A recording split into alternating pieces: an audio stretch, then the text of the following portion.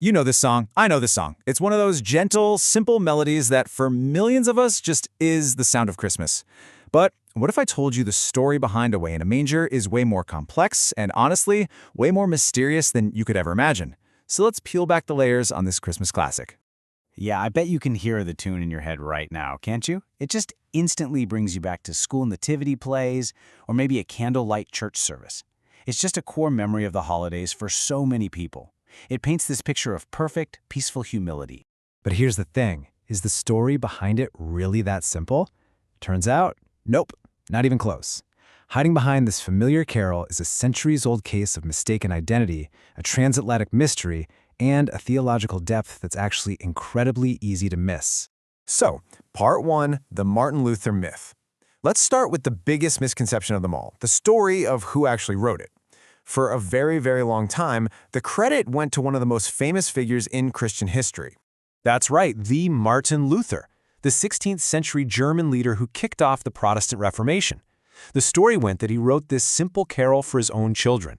And you can see why it caught on, right? It's a lovely, heartwarming idea, and it stuck for decades, showing up in hymnals and really shaping how people thought about the song. But, well, the reality is a whole different story. Scholars are all pretty much in agreement now. The song is not by Martin Luther, it's not from the 16th century, and it's not even from Germany. The truth is, it's a much more recent, anonymous, and totally American creation. And look, the proof is kind of hard to argue with. There is a massive 300-year gap between when Martin Luther was alive and the very first time this song ever shows up in print. For 3 whole centuries, there's just nothing, no record of it, anywhere. So, part 2, the carol's true origins. If Martin Luther is out, then who did write it? Well, this is where the story gets even more interesting because it's a real American mystery. The trail goes cold for centuries, and then, bam!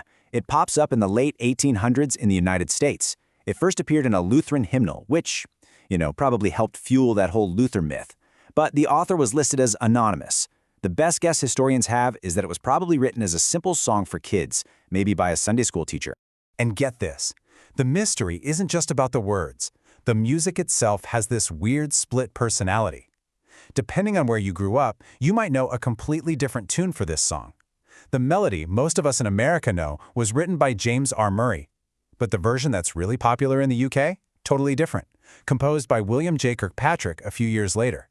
2 different tunes for one anonymous text. Okay, so the history is a fascinating, a real head-scratcher. But honestly, that's only half the story. The real reason this carol has stuck around for so long is the incredibly powerful meaning that's packed into those super simple lyrics.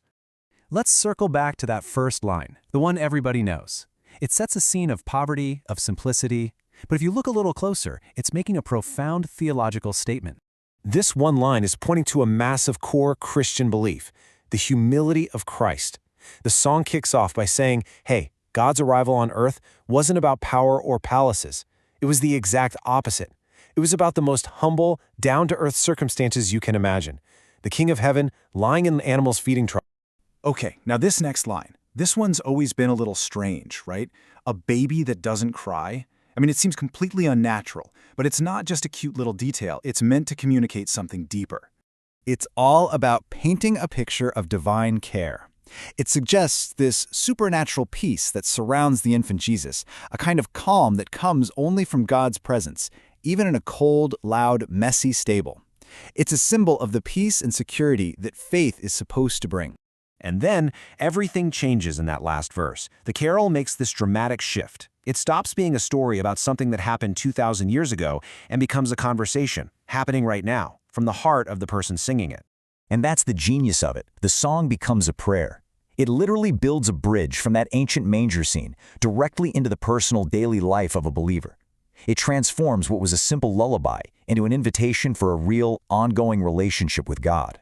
So when you put it all together, think about it. This little kid's song is actually a masterclass in theology. It's teaching some of the biggest ideas in Christianity: humility, divinity, God's care, and this call to a personal relationship. It's just so simple and so powerful. Which brings us to our final question. Why? Why has this simple, anonymous song with a mistaken author and 2 different tunes become one of the most beloved carols on the planet? Well, the answer really is in its brilliant simplicity. For one, its accessibility means literally anyone can learn it and sing it, but its real power comes from what it focuses on, the quiet, humble, emotional core of the nativity. And that's an image that resonates so deeply across so many cultures. When you boil it all down, the real power of Away in a Manger is that it gently strips away all the holiday noise. The gifts, the stress, the spectacle. It just draws our focus right back to that single, profound image, a vulnerable child in a humble stable, which represents God's quiet, loving entry into our world. It really makes you wonder, doesn't it? The next time you hear that simple tune, maybe you'll think about all the other simple things in our lives that are hiding these incredible, deep stories, just waiting for us to look a little closer.